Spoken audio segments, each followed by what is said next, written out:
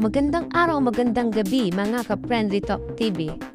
At ngayon ay tatalakayin natin ang mainit na tensyon sa karagatan ng Asia Pacific, kung saan handa na ang Pilipinas, Taiwan at Japan sa harap ng malaking naval drill ng China na pinaghihinalaan hindi lang simpleng pagsasanay kundi posibleng surprise attack o rehearsal ng isang totoong gyera.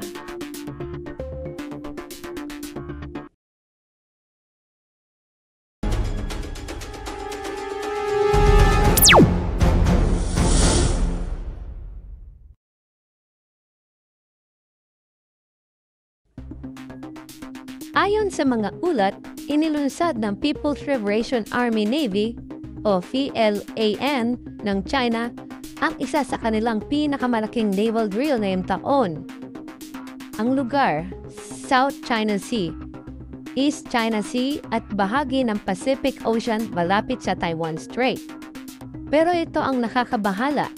Kasabay ng drill may mga na-detect na missile-carrying destroyer, aircraft carrier at submarine na nagmamanebra papalapit sa mga teritoryong inaangkin ng China. Sa unang tingin parang ordinaryong military exercise lamang.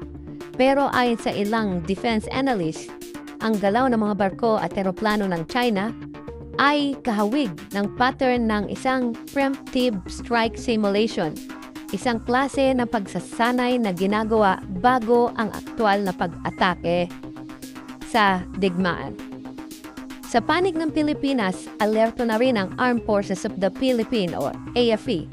Ayon sa mga ulat mula sa Western Command o Westcom, may mga surveillance aircraft at naval vessel na nakadeploy, maging mga defense missile gaya ng Nemesis sa West Philippine Sea upang bantayan ang kilos ng China. Pinabulaanan ng AFP na gusto nilang gyera pero malinaw ang mensahe nila. Kung lalapit sa ating teritoryo at magkita ng agresibo, handa tayo magpagtanggol ang ating soberanya. Maging ang Philippine Coast Guard o PCG ay nasa heightened alert. Ang mga barko ng PCG ay nagmamonitor sa mga kilos ng China or Chinese vessel sa Ayungin Shoal, Baho de Masinloc at maging sa Kalayaan Island Group. Samantala sa Taiwan, itinaas ang defense posture sa level 2 alert, isa sa pinakamataas na antas bago ideklara ang martial readiness. Nagpahatid ng mga F-16 at Mirage jet upang bantayan ang himpapawid, habang ang mga coastal missile batteries ay na-ready kung sakaling may biglang intrusion ng Chinese aircraft, ayon sa Ministry of Defense ng Taiwan. Ang bawat kilos ng China ay binabantayan namin, hindi namin hahayaang maulit ang nangyari sa Ukraine na nasorpresa ng pag-atake ng Russia. May ulat din na nagpadala ng satellite support ang US upang tumulong sa intelligence sharing sa pagitan ng Taiwan, Japan at ng Pilipinas. Sa makatuwid, nagmamanman din ang US sa mga galaw ng China. Sa Japan naman, ang Japan Maritime Self-Defense Force o JMSDF ay nag-anunsyo ng joint naval operation kasama ang US Navy at Australia sa Taiwan Strait. May 3 aircraft carrier group na nakaposisyon malapit sa Okinawa at East China Sea. Kasama rito ang mga Aegis equipment destroyer na may kakayahang bumara sa ballistic missile. Ayon sa Japanese Prime Minister, hindi kami papayag na sirain ang stability ng rehiyon. Ang aming misyon ay panatilihin ang kapayapaan sa Indo-Pacific. Makikita rito na solid ang trilateral defense cooperation ng Japan, Taiwan at ng Pilipinas sa tulong ng mga kaalyadong bansa gaya ng US, isang bagay na labis na ikinababahala ng Beijing. Maraming eksperto ang nagsasabing ang naval drill ng China ay hindi lamang simpleng ensayo, kundi bahagi ng tinatawag nilang gray zone warfare.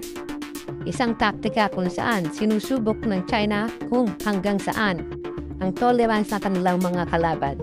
bago tuluyan magdeklara ng gyera. Ibig sabihin, gusto nila makita kung gaano kabilis tutugon ng AFP, ang Japanese Navy at ang Taiwan Defense Force. At kapag nakita nilang mabagal o mahina ang response, maaari nilang gamitin iyon bilang dahilan upang umabante palalo sa kanilang mga maritime expansion. Ngayon ay hindi nag-iisa ang Pilipinas. Ayon sa mga ulat, may mga nakahandang joint drills at intelligence sharing sa pagitan ng Pilipinas at US sa ilalim ng EDCA o Enhanced Defense Cooperation Agreement. Japan-Philippine Security PACT at ang Taiwanese Coordination sa Maritime Domain Awareness. May posible din na gumamit ng sharing radar at satellite system upang sabay-sabay na mabantayan ang galaw ng China sa karagatan. Ang pinangangambahan ng mga eksperto ay ang miscalculation, isang maling hakbang lang.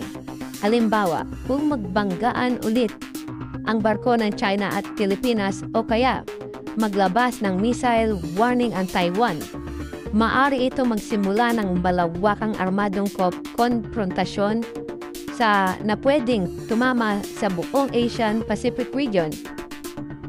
Kahit sa gitna ng tensyon, nananawagan pa rin ang mga leader ng Asia ng diplomasya at katahimikan, ayon sa statement ng Malacanang. Ang Pilipinas ay para sa kapayapaan, pero hindi kami natatakot na ipagtanggol ang aming karapatan. Habang si Japan at ang Taiwan naman ay nagbigay ng mensahe na ang tunay na lakas ay nasa pagkakaisa at hindi sa pananakop. Mga ka-Friendly Talk TV, habang patuloy na umiinit ang sitwasyon sa West Philippine Sea at Pacific region, isang bagay lang ang malinaw: ang kapayapaan na hindi basta hinihingi. Ito ay pinoprotektahan, kaya dapat maging alerto tayo, maging mulat sa mga galaw ng mga bansang paligid, at ipanalangin na ang mga barko at jet sa karagatan at sa himpapawid ay manatiling simbolo ng lakas at hindi ng kaguluhan.